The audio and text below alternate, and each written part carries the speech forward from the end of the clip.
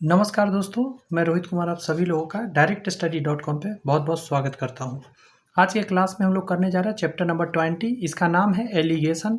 बहुत ऐसे क्वेश्चंस होते हैं जो एलिगेशन से ही बनते हैं और एलिगेशन आपको आता है तो बड़ा आसान हो जाता है मैथमेटिक्स। तो चलिए इसकी शुरुआत करते हैं। आपसे रिक्वेस्ट रहेगा चैनल सब्सक्राइब करके बेल आइकन प्रेस कर लीजिए, क्योंकि बहुत ही कम समय में एकदम ऑथेंटिक पढ़ाई आपको मिलता है। कुछ घंटा के नीचे ही रहता है वीडियो, कुछ मिनट के अंदर सारे टाइप आपको कवर कराए जाते हैं। प्लेलिस्ट बना हुआ है, वहाँ से जाके 19 चैप्टर देख सकते हैं। हर एक चैप्टर के अंदर एक पूरा का पूरा क्लास कंप्लीट कराया गया, मतलब पूरा चैप्टर एक क्लास के अंदर। तो वहाँ से देख सकते हैं। और भी बहुत सारे प्लेलिस्ट है, साइंस के हैं, मैथमेटिक्स के, अलग अलग बुक्स के हमने करा दिए हैं। पूरा का पूरा बुक कंप्लीट कराया हुआ है, कई सारे बुक आप वहाँ से जाकर देख सकते हैं। चलिए शुरुआत करते हैं।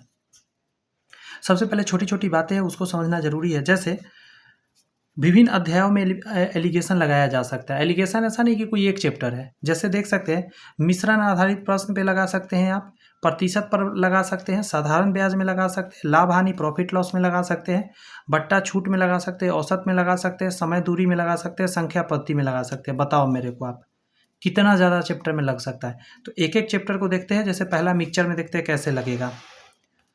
यह है आपके सामने क्वेश्चन, अच्छे से पढ़िए, समझने की कोशिश करिए। यहाँ पे मैं थोड़ा सा इसको पढ़ देता हूँ और इसका क्वेश्चन उधर में है, क्वेश्चन भी मैं दिखा देता हूँ कैसे बनता है। मैं नीचे कर दे रहा हूँ। इंग्लिश वाले थोड़ा पॉज करके इंग्लिश वाले लोग पढ़िए, तब तक मैं हिंदी वाला समझा देता हूँ, फिर आप सुन लीजिएगा। कह रहा है, इस प्रकार के प्रश्नों में पहले पात्र में अवयव के अनुपात तथा दूसरे पात्र में अवयव के अनुपात दिए होते हैं। तत्पश्चात दोनों पात्रों के मिश्रण को एक तीसरे पात्र में डाला जाता है अथवा मिलाने से बने नए मिश्रण में भी अवयव का अनुपात दिया होता है। पहले पात्र में अवयव के अनुपात को बाईं ओर, मतलब ये तो आप भी उब जाएंगे पढ़ेंगे तो। आप देखिए, एक यहाँ पे डाल देते हैं मिक्सचर, एक यहाँ पे डाल देते हैं, जो ओवरऑल है यहाँ डालते हैं। इसको इससे घटाते हैं, इसको इससे घटा कर निकलते हैं, क्वांटिटी 1 क्वांटिटी 2 निकल जाता है। यहाँ समझ में आया तो ठीक, और नहीं तो आपको समझ में यहाँ से आएगा, क्वेश्चन से समझ में आएगा ना। देखिए क्वेश्चन यहाँ पे है, गौर से सुनिएगा। दो पात्रों में दूध और पानी के मिश्रण क्रमशः 3:2 और 6:5 के अनुपात में भरे हैं। इस मिश्रण को किस अनुपात में मिलाया जाना चाहिए ताकि अंतिम मिश्रण में दूध और पानी का अनुपात इतना होना चाहिए। देखिए, आप पहले ध्यान रखिएगा, मिल्क है और बाद में पानी है, तो हर कंडीशन में वही होगा। यहाँ मिल्क है, यहाँ पानी है, मिल्क है, पानी है, मिल्क है, पानी है। तो ये तो ओवरऑल हो गया, इन दोनों को मिलाया गया है। तो आप एक काम समझ लीजिएगा ज़रा, कि इसको ना सिंपल रेशियो में पहले कन्वर्ट करना होगा आपको। जैसे इसको सिंपल रेशियो क्या है, तो आपको कह रहा है कि लास्ट में दूध और पानी का किसी एक को आप ले लीजिए। मान के चलिए आप दूध को यहाँ ले रहे हैं, तो 3 ऊपर डालिएगा और 3 2 5 नीचे आ जाएगा। इसमें दूध इधर है ना, तो 6 ऊपर डालिएगा, 6 5 11 नीचे डालिएगा। नीचे मिक्सचर, और जो अवयव लीजिएगा ऊपर लीजिएगा। तो इसमें भी उसी तरह दूध इधर है ना, तो 4 ऊपर डालिएगा और 4 3 7 नीचे आ जाएगा। अब क्या कीजिएगा, इस 5 11 और 7 का एलसीएम लीजिएगा। क्या लीजिएगा, 5 11 और 7 का एलसीएम। तो एलसीएम जब लीजिएगा ना, तो ये तो गुना का 7 बजे 35, 5 5 3 8 और 3 385 आएगा। बट आप गुना नहीं करिएगा, आपको गुना नहीं करना है। आप कहें क्यों, आपको यही रखना है, लेकिन मल्टीप्लाई के रूप में रखना है, इससे आसान हो जाएगा। कैसे, उसको देखिए। पहला कंडीशन में आप लिखेंगे 3/5 और इसमें गुना कर देंगे इसी एलसीएम से। तो यहाँ पे देखिए 11 5 7 लिख दिया गया, क्योंकि ऐसे आप गुना करके लिखेंगे फिर भी आपको कटना ही है। ऐसे में आपका आसान है कि ऐसे खट से कट गया। अब देखिए 7 21, 21 में 11 से गुना करेंगे 231। अब फिर यहाँ लिखेंगे ये वाला, तो यहाँ भी इन तीनों से गुना कर देंगे। 11 से 11 कट गया, तो 6 5 30 गुने 7 210। बीच में उसी तरह लिखना पड़ेगा ये वाला 4/7 इसका वाला, इसमें भी गुना इन तीनों से करेंगे। इस पर 7 से 7 कट गया, तो 5 चौका 20, 11 से गुना करेंगे 220। अब क्या करना है, आपको एक चीज़ ध्यान रखना है। इस एलिगेशन का एक रूल है जो समझ लीजिए, ये बीच वाला होगा। ये जो वैल्यू होता है ना, यहाँ पे जो आता है, वो इन दोनों के बीच में होता है। हमेशा यही नियम है। अगर नहीं है तो एलिगेशन वहाँ नहीं लगेगा, कुछ गड़बड़ हो चुका है। ये जो वैल्यू यहाँ आएगा, इन दोनों का मिडिल होगा, ये तय है। आप देखिए, यहाँ 231 है, यहाँ 220 है, यहाँ 210 है। एक इससे छोटा है, एक इससे बड़ा है, यानी इसके बीच का है। अब देखिए, पूरी बीच नहीं, मतलब इसी के बीच होगा, सो कहने का मतलब है। अब देखिएगा, बर में से छोट घटाइएगा। यहाँ पे ये बड़ा है ना, तो इसमें से इसको घटा के यहाँ लिख दीजिए। तो इस बार ऐसे चला, मतलब इसको इसमें से घटाया गया, तो मैं ऐसे एरो कर दे रहा हूँ कि इसमें से इसको घटा के लिखा गया है। और अगली बार क्या होगा, अब क्या है, इसको घटाना पड़ेगा अब आपको। आप समझ रहे हैं, 220 से इसको घटाना पड़ेगा। तो 220 से इसको घटा के नीचे लिख देंगे। ठीक है, 220 से इसको घटा के नीचे लिख देंगे। ये जो रेशियो आया यही तो रेशियो निकल कर आया। बात समझ आया कि शुरू में आपने कितना, क्वेश्चन क्या है, गौर से सुनिए। इस मिश्रण को किस अनुपात में मिलाना है, मतलब ये मिश्रण और ये मिश्रण किस अनुपात में मिलाना है, तो इसका 10 भाग लेना है और इसको 11 भाग लेना है, मतलब 10 रेशियो 11 आ जाएगा आंसर। ठीक है, और भी है क्वेश्चन, आपको नहीं समझ में आया तो कोई दिक्कत नहीं, समझ में आ जाएगा। अब ये प्रतिशत वाला में है, क्या करते हैं उसको समझिए। ये हम नहीं पढ़ के बताएंगे, डायरेक्ट क्वेश्चन से समझाएंगे।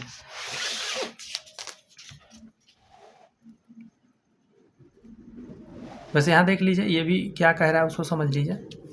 यहाँ कह रहा है परसेंट इंक्रीजिंग या डिक्रीजिंग मेल, परसेंट इंक्रीजिंग या डिक्रीजिंग फीमेल, परसेंट इंक्रीजिंग या decreasing in the overall population. अगर इसको घटाइएगा तो इधर मेल का था तो initial number of male, initial number of female निकल जाएगा। ऐसे क्वेश्चन समझिए। एक कस्बे की जनसंख्या इतना है, टोटल ये है। यदि पुरुषों की संख्या में 7% और महिलाओं की संख्या में 10% की वृद्धि होती है, देखिए 7% और 10% वृद्धि होती है, तो शहर की जनसंख्या में 9.6% की वृद्धि होती है। तो बीच में लिख देंगे 9.6। करा उस शहर में रहने वाले पुरुष की आबादी से महिला की आबादी का बीच अंतर ज्ञात करिए। तो हम क्या करेंगे, परसेंट को छोड़ देंगे, अब घटा लेंगे इसमें से। आप देखेंगे 9.5 इन दोनों के बीच में होगा। ठीक है, इसमें से इसको घटा के लिखेंगे तो आप देखेंगे ये बड़ा था, तो इसमें से इसको घटा के आप नीचे लिख रहे हैं। तो इस बार याद रखिए, इसमें से इसको घटा के नीचे लिखिएगा, तो यहाँ से घट के आएगा 0.5, यहाँ घट के आएगा 2.5। जब इसको काटिएगा तो 1:8 हो जाएगा, सॉरी 1:5 हो जाएगा। आपसे पूछा है कि स्त्री और पुरुष का अंतर, तो आप इसके बीच अंतर देख लीजिए। ये है मेल, ये है फीमेल, तो मेल फीमेल के बीच अंतर 4 का है। बात समझे। ये जो दिया हुआ टोटल का वैल्यू है, टोटल मतलब 5 आ 1 6 का वैल्यू दिया हुआ है, ये वाला टोटल। तो 5 आ 1 6 नीचे लिख देंगे और गुने कितना का निकालना है, अंतर। इसके बीच अंतर कितना का मिलेगा, अंतर जो है तो 4 का है। बस 4 से गुना कर दीजिए, सॉल्व करके आंसर आ जाएगा।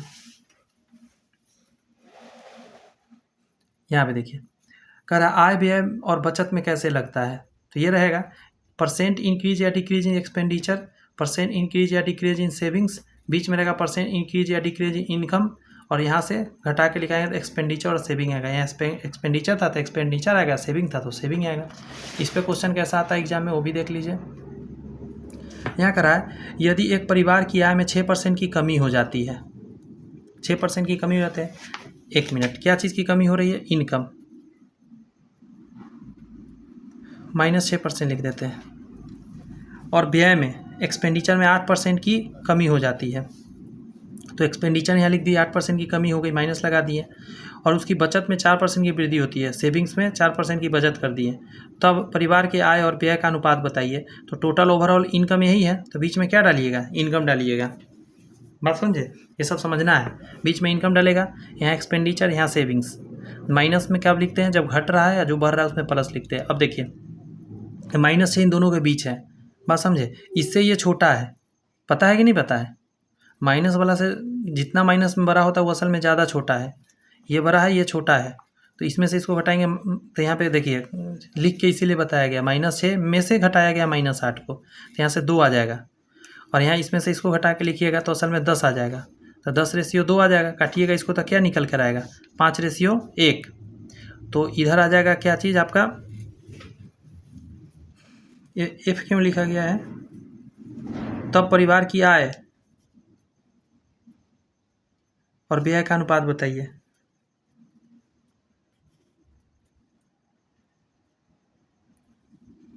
यहाँ आई होना चाहिए था, होता है इनकम, आय मतलब इनकम होता है ना। तो देखिए ये रहा खर्च, 5 खर्च किया गया है, मैं गोल कर दे रहा हूँ, 5 खर्च है और 1 आपका सेविंग है। यहाँ से देखिएगा, यहाँ से आपको क्लियर समझ में आएगा। तो इनकम कितना हो जाएगा, 5 आ 1 6 हो जाएगा इनकम, और सेविंग कितना है 5 का।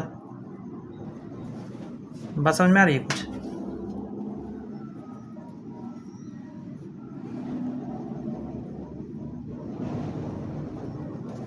यहाँ पे देखिए I फॉर इनकम होता है, E फॉर एक्सपेंडिचर होता है, और यहाँ पे फिर गड़बड़ कर दिया गया है, यहाँ एक्सपेंडिचर लिखना था,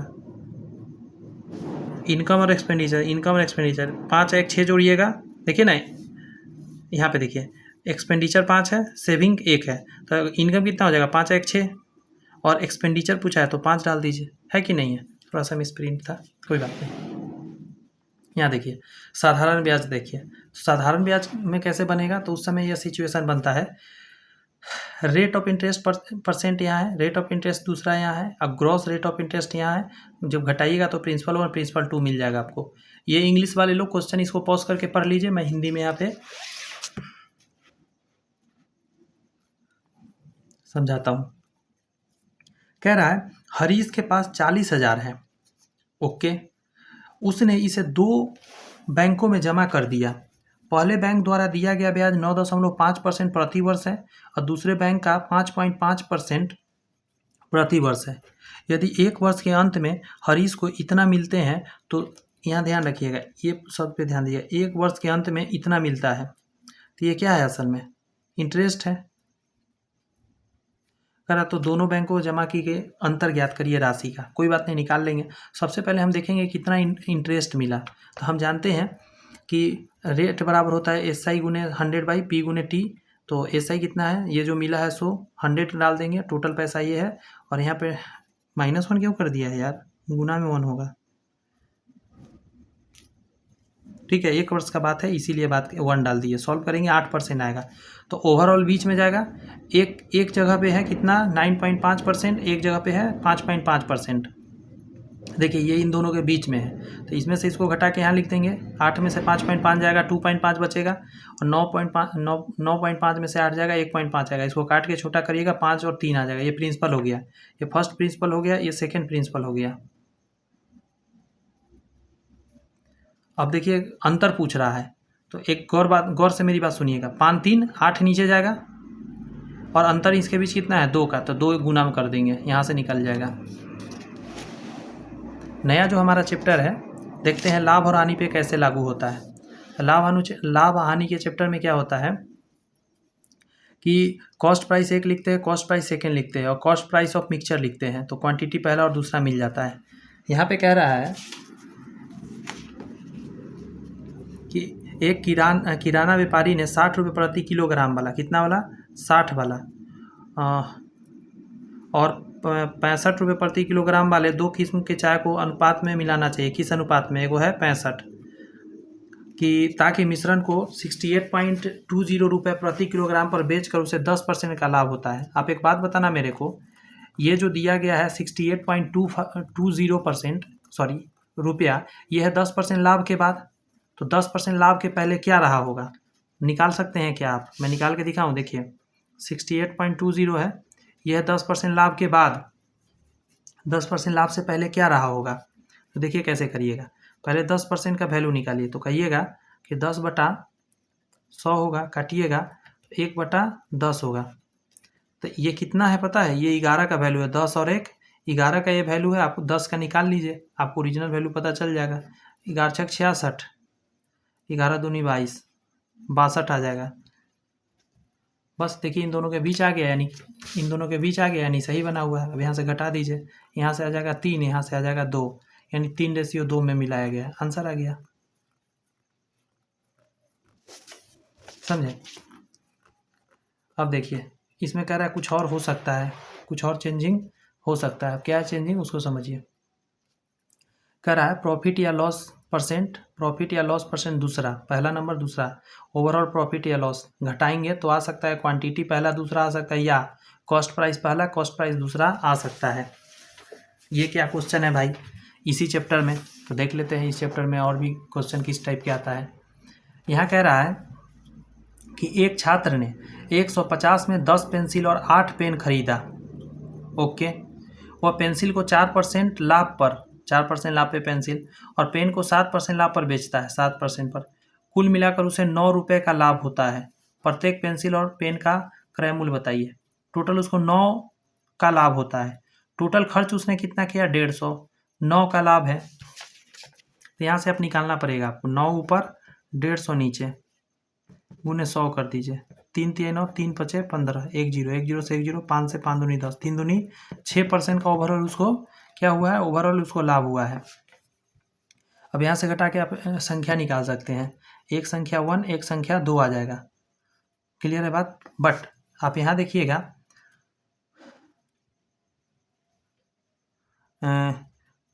10 पेंसिल और 8 पेन इतना रुपया में खरीदा गया है, बात समझे। यहाँ पे क्या करेंगे, रेशियो आएगा 1:2, ये संख्या आ गया। आप क्या करेंगे, टोटल 150 रुपया है, सॉरी यहाँ पैसा आ गया,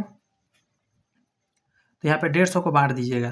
तो 150 का 2 और 1 3 भाग में बांटिएगा, तो 50-50 का आएगा, तो इधर 50 आ जाएगा, 2 भाग के लिए 100 दे दीजिएगा।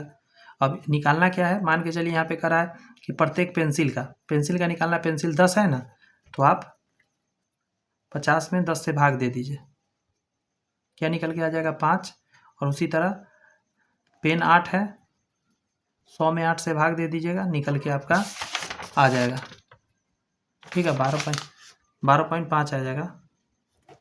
ऐसे करके आप आंसर निकाल सकते हैं। अब यही चैप्टर देखिए डिस्काउंट में कैसे काम करता है। डिस्काउंट में क्या रहता है लॉजिक, देख लीजिए यहाँ पे कि डिस्काउंट पहला, डिस्काउंट दूसरा, ओवरऑल डिस्काउंट डाल के आप यहाँ से मार्केट प्राइस निकाल सकते हैं। यहाँ पे कह रहा है क्वेश्चन में कि एक विक्रेता 2 घड़ियाँ 8% और 15% छूट पर बेचता है। दोनों वस्तुओं का कुल अंकित मूल्य 2100 है, 8% 15%। यदि कुल छूट 12% है तो बीच में 12%। तो कह रहा है तो दोनों वस्तुओं के अंकित मूल्य के बीच का अंतर ज्ञात करिए। कोई बात नहीं है, इसको घटा के इधर, इसको घटा के इधर, यही आ गया। अब जो टोटल दिया हुआ था कुल अंकित मूल्य 2100 है, 4 3 7 का वैल्यू 2100, तो 1 यूनिट का 300। आपसे पूछा भी था कि दोनों वस्तुओं के अंकित मूल्य के बीच का अंतर, तो इसके बीच अंतर कितना का है, यहाँ अंतर कितना का है, 1 का है, यही 1 का वैल्यू यहाँ निकाल दिया गया है। एवरेज में कैसे यूज होता है उसको देखिए। एवरेज पहला एवरेज होता है total average, first number second number आपको मिल जाएगा। यहाँ देखिए, यहाँ पे कह रहा है 60 कर्मचारियों वाली कंपनी में पुरुष कर्मचारियों की औसत आयु 42 वर्ष है, मेल का 42, महिला कर्मचारी का औसत आयु 41 है, फीमेल का 41। यदि कंपनी में सभी कर्मचारियों की औसत आयु 41 वर्ष 9 महीना है, 41 वर्ष 9 महीना है, तो महिला कर्मचारी की संख्या बताइए। घटाना तो है, 41 में 41 चला गया, 9 मंथ आ गया, इधर से घटेगा, तो ध्यान रखिएगा 41 से 41 चला गया तो 12 महीना 9 महीना, ध्यान रखिए 41 से 41 चला गया, ठीक है, तो 12 महीना में से 9 महीना गया तो 3 महीना आ गया, तो 9 महीना 3 महीना काटेंगे, 3:1 आ जाएगा। अब आप कुछ मत कीजिए, टोटल 600 है ना, तो 600 में 3 1 4 नीचे जाएगा, 4 नीचे जाएगा, निकालना किसका है, महिला का, महिला 1 का है रेशियो, तो 1 का वैल्यू निकाल लीजिए, 150 आंसर आ जाएगा। एक क्वेश्चन और इसमें बनता है कि बॉलिंग एवरेज 1, बॉलिंग एवरेज 2 और टोटल एवरेज, तो विकेट 1 विकेट 2 निकलेगा। ये क्या है भाई, यहाँ पे देखिए, ये क्वेश्चन को स्टार लगा देता हूँ, ऐसा क्वेश्चन फंस जाता है बच्चा लोग, समझिए। कह रहा है एक गेंदबाज का औसत रन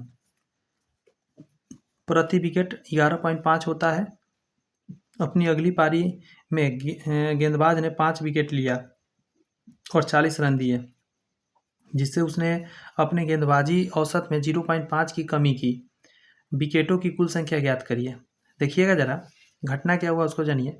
5 विकेट 40 रन देखे तो इसको भाग दीजिए तो 8 आएगा, तो दूसरा ये निकल के आ गया आपका इसका औसत, और पहला औसत ये था। ओवरऑल औसत जो है इतना की कमी हो गई, देख रही है, उसने अपने गेंदबाजी औसत में इतना की कमी की है, तो इतना पहले था, औसत कम गया तो 11 आ गया। इसको घटा के यहाँ निकालिए, इसको घटा के यहाँ निकालिए, मतलब 3 विकेट इधर आ गया और 0.5 विकेट इधर आ गया। काटिएगा तो आ जाएगा 6 wicket, ratio 1 wicket. Total 40 run दिया है ना, तो 40 रन ऊपर जाएगा। अच्छा ये तो एक सेकंड मुझे दीजिए, क्वेश्चन क्या था, विकेट की कुल संख्या ज्ञात करिए।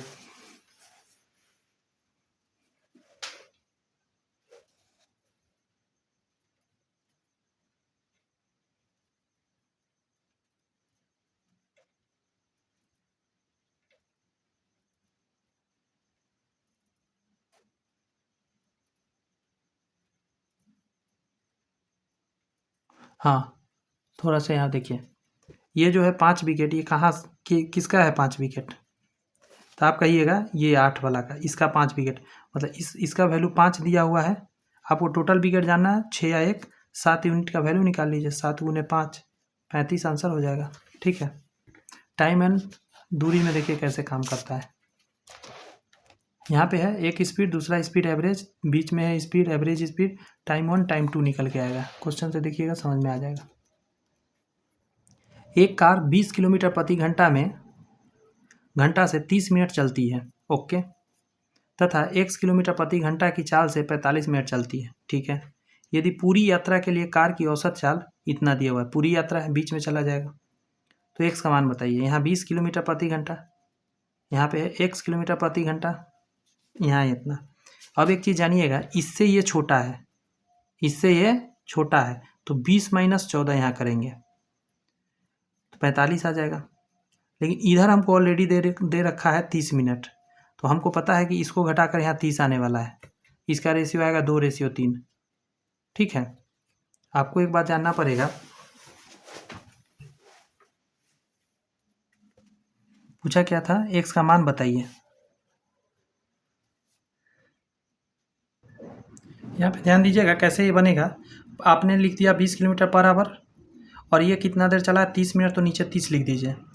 ओवर आगे कर रहा है x किलोमीटर गया है, 40 45, तो 45 डाल दीजिए। ओवरऑल 14 है तो 14 डाल दीजिए।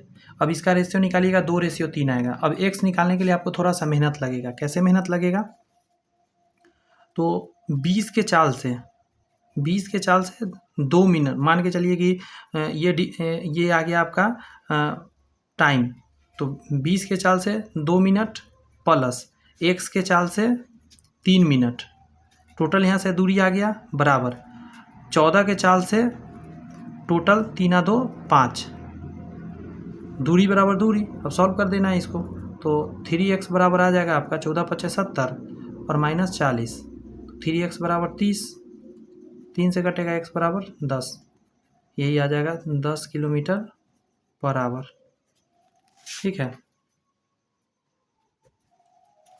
एक और क्वेश्चन है आपका, ये देखिए, एक लोमड़ी शेर का पीछा करता है। लोमड़ी शेर की प्रत्येक 5 छलांग के लिए 7 छलांग लगाती है। ये लायन 5 तो लोमड़ी 7 छलांग लगाती है। 6 छलांग में शेर द्वारा तय की गई दूरी 5 छलांग में लोमड़ी द्वारा तय की गई दूरी के बराबर होती है, तो उसकी गति का अनुपात बताइए। तो अब देखिएगा यहाँ पे क्या लिखा है, 7 छलांग लगाती है। 6 छलांग में शेर ने 6 छलांग द्वारा तय की गई दूरी 5 छलांग में लोमड़ी के द्वारा बराबर है 5। तो ऐसे क्वेश्चन को बनाएंगे क्या, 7×6 42 और 5×5 25, ये इसका अनुपात आ जाएगा गति का। ये एलिगेशन नहीं है, बट एलिगेशन के ही जैसा है, समझे। नहीं पता रहेगा तो ना बनेगा, पता है तो ठीक है। गुना करते 7×6 42 इधर लिखते हैं, इसको गुना करके इधर लिखते हैं, इसको गुना करके इधर लिखते हैं। आज की क्लास का एक और टॉपिक बचा है, इसको भी कंप्लीट कर लीजिए। यहाँ पे कह रहा है संख्या प्रणाली, जैसे एक चिड़ियाघर में खरगोश और कबूतर है। यदि सिर गिने जाए तो 200 है और पैर गिने जाए तो 580 है, कितने कबूतर है। तो head count 200, leg count 580, average leg count पर हेड कितना हो जाएगा, तो 580 को 200 से भाग दे दीजिए, इतना चेहरा इतना पैर, तो 20/10 आ जाएगा।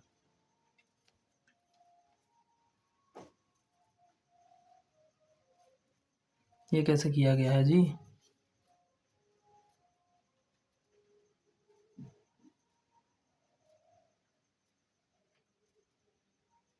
अच्छा यहाँ 29 आएगा, यहाँ मिस प्रिंट है, ठीक है। वही सोचूं कि यहाँ गड़बड़ काटा हुआ है, 0 से 0 गया, 29/10 आएगा, बीच में जाएगा ये ओवरऑल। अच्छा एक और बात, 1 सेकंड दीजिएगा।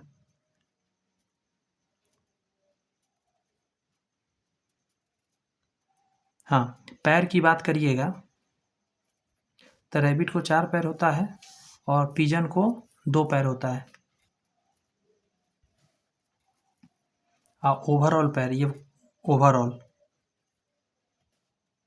तो इसको इससे घटाएंगे। अब यहाँ समझना है, देखिए 2.9 आ जाएगा, इसको जब भाग दीजिएगा तो क्या आ जाएगा, 2.9 आना जाएगा।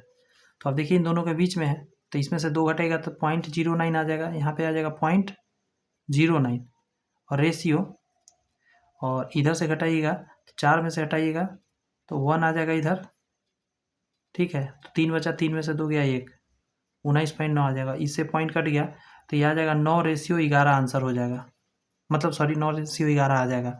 यहाँ पे मतलब इसी रूप में घटाया है, हम आपको शॉर्टकट बता दिए जल्दी के लिए। रवि ट्रपीजन का निकल के आ जाएगा 9 और 11। आपको टोटल 200 पैर था ना, देखिए तो गिने जाए तो सिर गिना जाए तो 200, तो सिर से ही निकाल लीजिए ना, चूँकि आप यहाँ 200 और आप जब डालिएगा तो 11 का निकालना है, 11 ऊपर डाल दीजिए, ठीक है, और दोनों जोड़ के 20 नीचे डाल दीजिए, सॉल्व करिएगा 10 आ जाएगा। यानी इससे पता चल गया आपको कि 10 क्या है, आपका कबूतर है। अगर आपको निकालना रहता उसका तो यहाँ पे जो ऊपर डाला गया 11, 9 डाल देते आप तो भी निकल जाता।